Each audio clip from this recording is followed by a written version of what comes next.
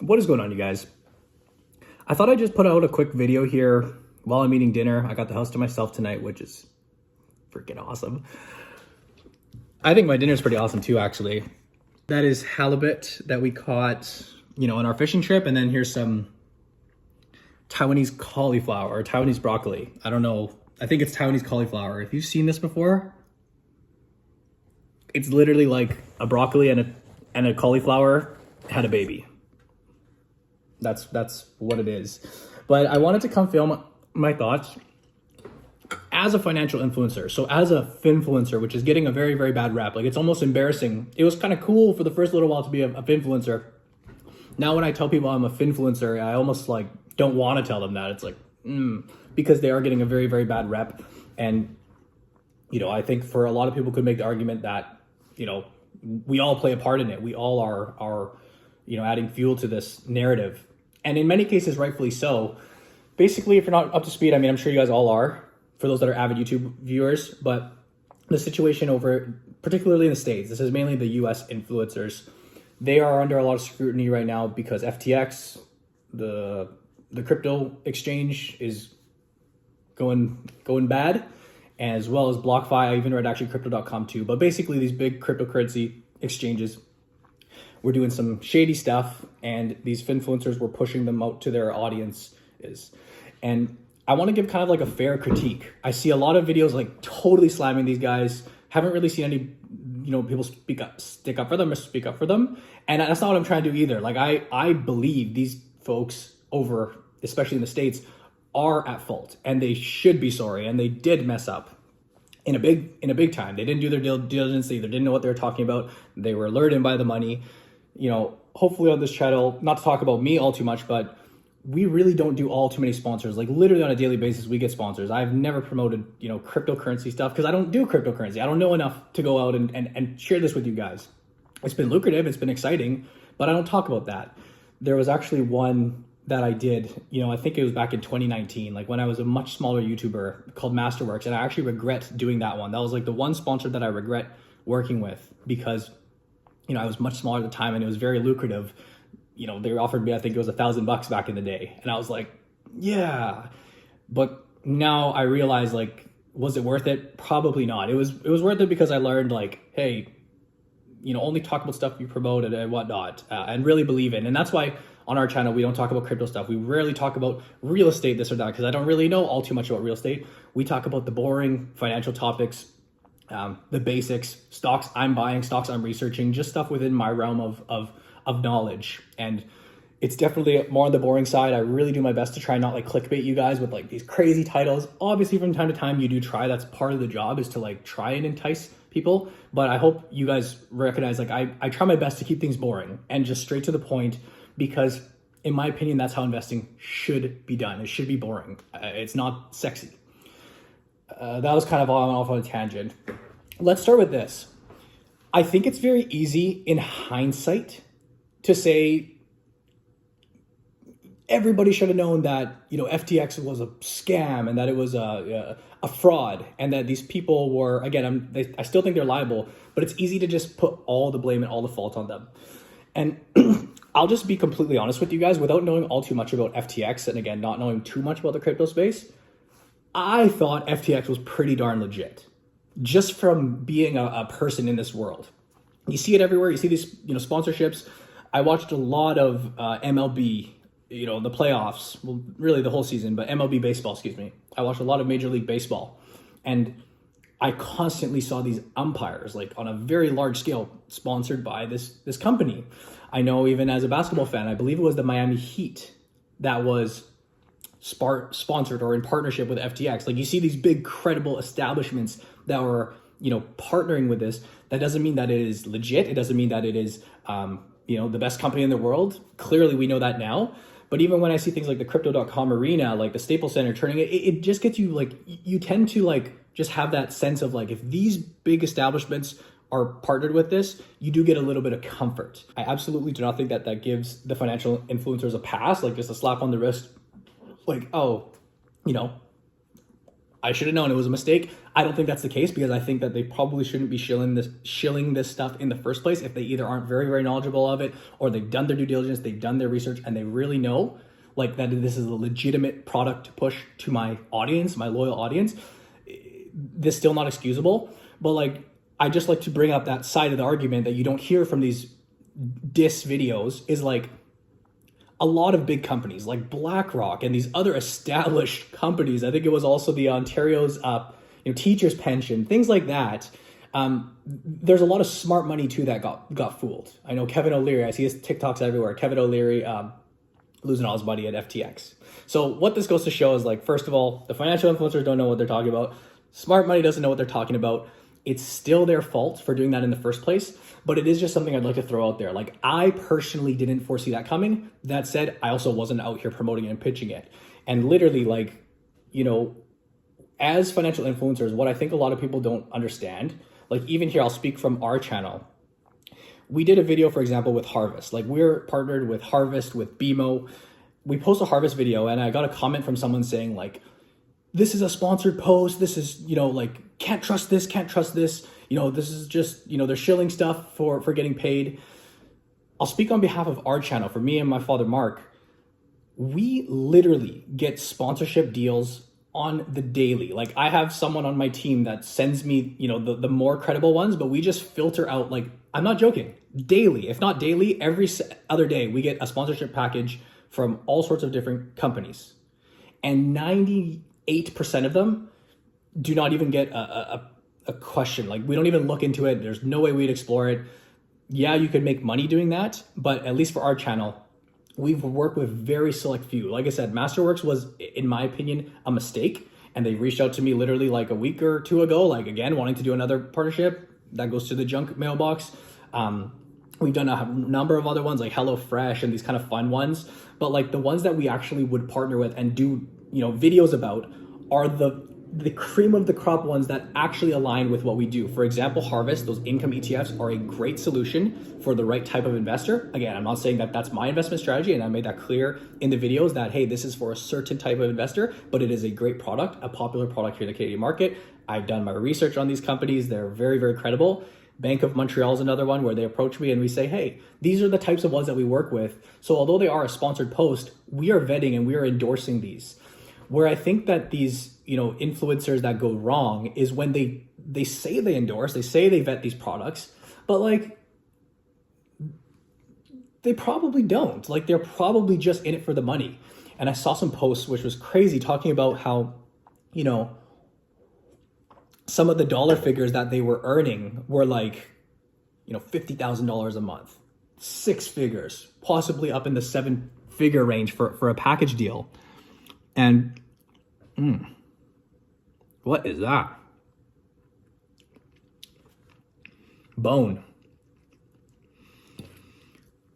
It's just like, the money is very, very enticing, is what I'm trying to say. And I think a lot of these US influencers really still should be at fault because they weren't vetting the platforms. And I think what it goes to show more than like, and this is no offense to some of them because I'm legitimately friends with some of these guys. Like I got to meet Jeremy. I know a bunch of these, not a bunch of them out in the States, but there are these guys who, although I do not see eye to eye with their investment strategies by any means, I do respect their hustle.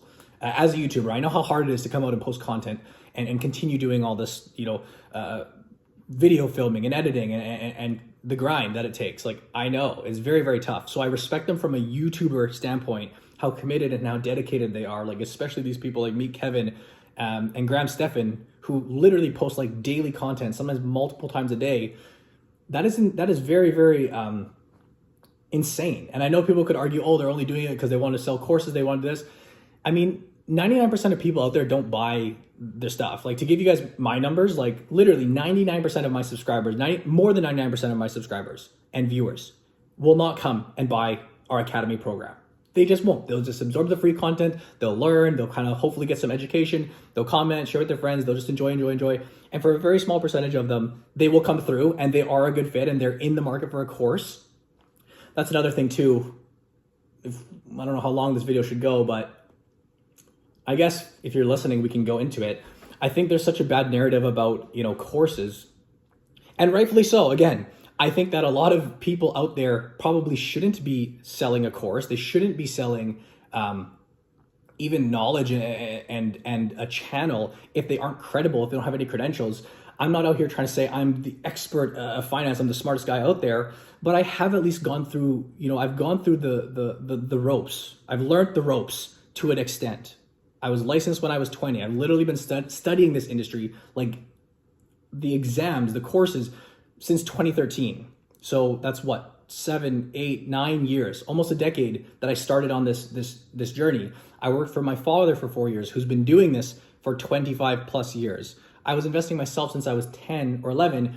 And even with that, I still stick to the basic financial education. Like, I basically stick to, what is a TFSA? What is a RSP? What are bonds? Like boring stuff like that. Obviously, I do share my stock picks and, stock stuff, because that's what I do. I literally look for stocks in my portfolio. I look at stocks, I share my research. And, I think, like I said, not to say that I am, exempt from this, but I like to at least think that myself and Mark are coming from a place of education. At least I hope so.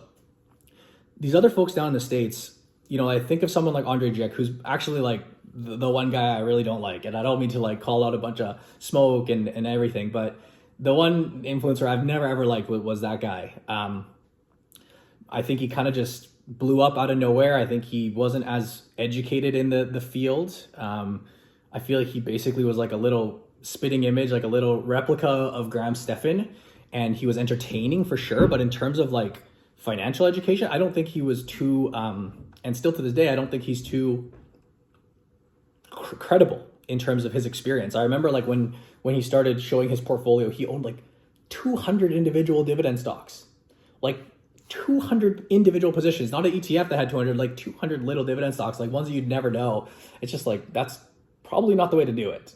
Maybe for some people, but it was just like, yeah, it's just interesting. And then you see these people like Meet Kevin, who, again, I enjoy watching. Like, I genuinely enjoy watching Graham Stephan. I genuinely enjoy them for entertainment. I respect the hustle, but like, it's ridiculous to think so much about everything. It's a fool's, like, it's foolish to literally think as much as you do about everything, about the economy, about stock market, about real estate. These guys, like, for example, from my understanding, like Graham Stephan and Meet Kevin, they actually know really what they're talking about in real estate. That's how they've got their come up. Like, and that's great. Like, you should talk about that stuff if that's what you specialize in. But like, to talk about every single subject, these altcoins, these cryptos, these this, like, nobody's an expert in crypto. As we're clearly seeing now, nobody knows, even the smartest, most brilliant minds out there. So why would you come out and make videos promoting this stuff? Like, again, and I know they do say like, oh, it's not financial advice, it's not investment advice, but in a sense, it still is promoting and adding fuel to the fire. I think that either A, it's like, what is that saying when you're like foolishly, you fool yourself to thinking that you know more than you do? It's either that, or B, they're just like trying to get out as much content as they want, and they're kind of playing into that YouTube game of what's trending and whatnot. And that's, again, it's the name of the game, right? It is the name of the game.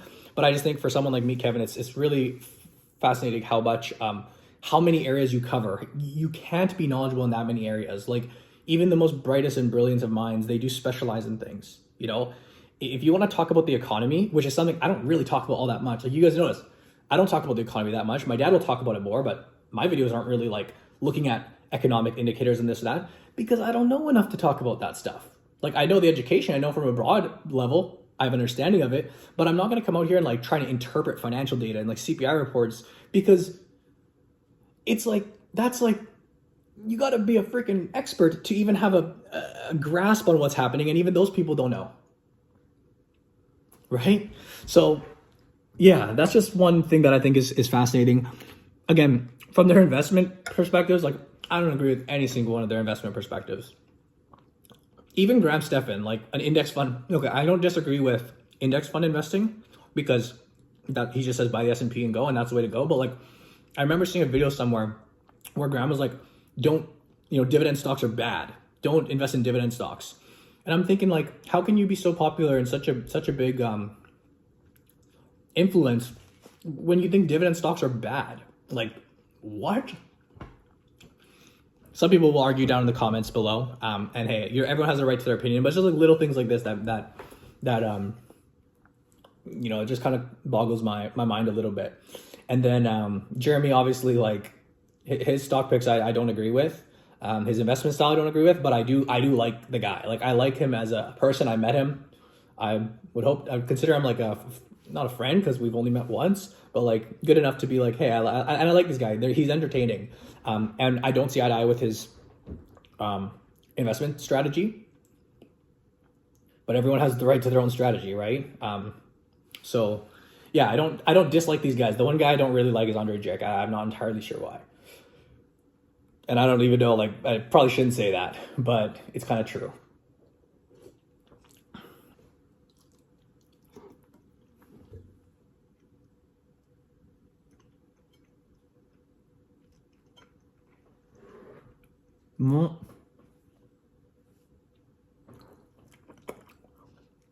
Multiple bones in one bite. It is not nice. That's actually one of the reasons I don't like eating fish. But still very important, I think, to get your healthy fats in and a good source of protein. So I'll do it anyways. But yeah, what's next? I really should have taken some notes for this. But another thought that just came to my mind. I saw a comment, by the way, just for anybody watching. Someone today, and we get these from time to time. I don't usually respond to them, but somebody commented today, why do you keep deleting my comments?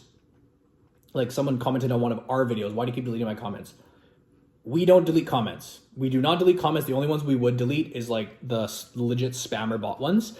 And it's actually my dad who goes through and deletes those. We have a bunch of filters in that would like get rid of those. And like, even at half the time, we can't get to all of them. So those are the only comments we delete on our channel. And if your comment got deleted, like, that could just be YouTube. That could be YouTube flagging it. Maybe there's a word in there you put that like YouTube didn't like. We will not delete the comments. Good, bad. It doesn't, like, I don't have the time to do that, to be completely honest. Personally for me. And I'm very, very certain my dad does not go through and delete the mean comments, because it should all be invited. The pros, the cons, whether you guys are for us, against us, that's the nature of YouTube. But I think in general, like, I definitely don't like the direction that the YouTube space is heading. Like I said, it's almost embarrassing now to say that, I'm a financial influencer, because the space is getting, clogged up with not the best advice.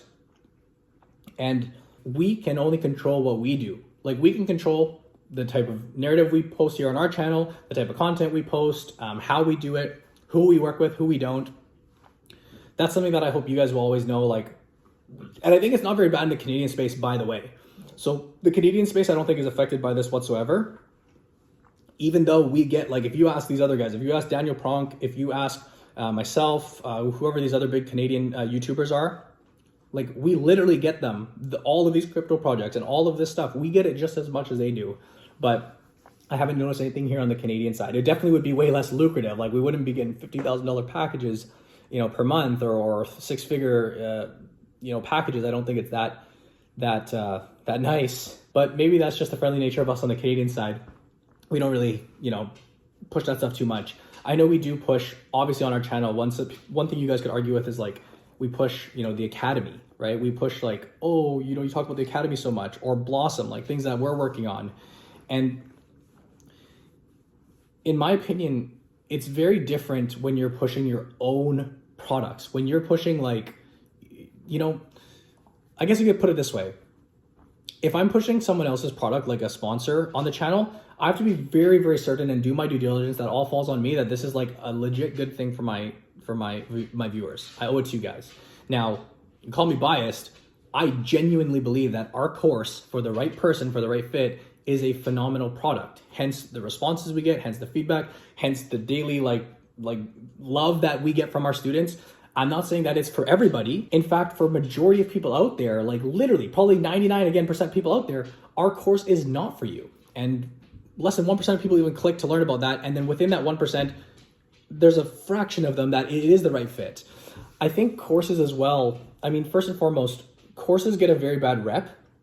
Like Meet Kevin, for example, because he's just constantly pushing it. And there's these kind of like, coupon codes all the time, which I think is actually quite funny. Hey, it's marketing, it's sales. Like, coupon codes are coupon codes. It's every company has sales tactics. Just FYI, the companies you go shop at the stores, at the malls, they're all using sales tactics. So I don't think it's a bad thing for him to be using coupons. That's just the nature of the beast. But I do think it's bad to be, promoting education that maybe is not the best. Like maybe if your knowledge is not the best of it, then you probably shouldn't be selling a course on it. Again, I hope and I believe that we have the background and the credentials to be teaching this stuff. And again, it's mainly like basic education and basic learning. We're not trying to teach some revolutionary thing. But what I'm trying to say is that I don't think courses in and of themselves are a bad thing. For most people out there, as I was getting at, like, you don't need a course. In fact, I don't do the sales calls all that much anymore, but like I have literally told probably not hundreds of people, but I've told a very large number of people over the years that, hey, you probably don't need this course. Like we do a phone call, we see who are we talking to? Are they young? Are they old? How much money do they have? Like for a lot of people, let's say you're just graduating university, like let's say you're a college student and you are, you got a lot of spare time on your hands, you're very tech savvy, you're all this stuff. You can go out and learn this stuff on your own. Like it's not rocket science. It's not rocket science to go out and learn to invest. If you go on Reddit and you want to, really vet your sources, or you want to watch a lot of YouTube videos, you can take the time to learn it yourself. It's not rocket science. But that doesn't mean that there's people out there who may very much benefit from a course. For example, let's assume you're a busy parent or you're a business owner who's very focused on your job, or you're parenting. You have 2 kids. You only have a couple hours in the evening. For a 40 or 50-year-old like that, they may not have the luxury of time to go out and, scour the internet for, hours and hours and, make little learning mistakes, because maybe they're later in life, or maybe they received an inheritance and they're like, listen, I just want to do it properly. For those types of people, buying a program is very, very valuable. Like they literally are in the camp where they're like, I'm looking for a program that can streamline this, that can show me what I need to know in the shortest amount of time. Courses in themselves are not terrible. Again, if they're taught by people that maybe should be teaching them or whatnot. But I do think that it is just the courses get a bad rep, and understandably so. And that's something I know fully about. Like I totally get it. You see the feedback out there here and there, but I will still firmly stand behind the fact, because of all the people we help and the feedback we get, that it is like the courses are out there and they can be very, very powerful. But I don't think that just means anybody should create a course. I shouldn't go out and create a course on something that I don't know about. I shouldn't go out and create a course on, real estate. For example, if I were to try and create a product surrounding real estate or drop shipping or whatever it was, and just try to shill that when I have zero experience, like I haven't really done drop shipping, I haven't done real estate, like for the most part, and then to just try and package something up and just see what, like, bundle something up and sell it, which is what a lot of people do. That's what gives the content creation space a really bad rep, because people are in it for the money in that case. And yeah, that's just a quick word on courses. But I do think Meet Kevin, for example, pushes his courses a lot. But hey, at the end of the day, like I said, majority of the content is free for you guys. Like 99% of people won't buy his courses. 99% of people won't buy my courses. And that means that 99% of the videos you watch is free content, like literally free education for you guys. I think it's a little silly that people just complain. Like the second someone tries to monetize something, if it's done properly, oh, you just complain. I think that's wrong. Just enjoy the free content. Just don't buy the course. Just don't even look at it. Don't do anything. I think that's fair. Like for example, I watch Meet Kevin's videos, like a lot of them just throughout the day. I just throw them on. I'm never going to buy his course, so I don't even listen. I don't even care. Maybe there's someone out there that does really want his course and it would benefit them. Again, I know it's kind of conflicting, because I'm not trying to say that, you guys get where I'm getting at, right? I'm just rambling at this point. But I think in summary, I see the space, and I don't feel bad for these guys. I'll be honest. I don't feel bad for these guys because they put themselves in this situation. They deserve the mean comments. They deserve the hate, because there are a lot of people, like people that are in way worse situations than them financially, who just blindly follow their advice. I know that's on the people. Like they still need to do their own research and everything. The consumers have to do their own research too. But I still think the influencers that are pushing all the stuff that they don't know about are absolutely to blame. the consumers, the viewers are the ones that get hurt. Like they're the ones that are literally losing, lots and lots of money. Maybe these big people lose their sponsorship deal, boohoo, this or that. But like there are people out there that trust these people and legitimately lost probably a lot of money. And that's really, really sad. Not just like, oh, a stock went down, because here on the channels, I'm gonna talk about stocks that do go down. That's the investing, that's the stock market. But that's different than like pushing a product that I'm not entirely comfortable with, or one that I'm not confident in and have done my research and due diligence. I think they are absolutely at fault at that. And I honestly think that a little sorry apology video, probably not enough. Like I find it funny how they all just made apology videos at this exact same time. I think that was probably instructed by their agency, like, the person that runs things and hooks them up with all these spots. Like I said, I didn't see that for coming, but I also didn't know enough about the space, and that's why I didn't promote it to you guys. But if they were willing to take on money and push it to their audience, they are still at fault. It really, really sucks. I hope you guys kind of take this as a learning opportunity to be like, be extra careful with who you trust and what you listen to online, including myself, like literally including myself. If I say something, this stock's good, I bought this, you have to do your own research. You have to do your own due diligence, because A, I could be very, very wrong. And B, I could be very wrong. And B, what's B? You just have to do your own research. Like you have to, because I'm just someone on the internet. I really hope you guys, believe me when I try to say my mind is in the right place. My efforts are in the right place. But you still got to do your own research. You still got to do that.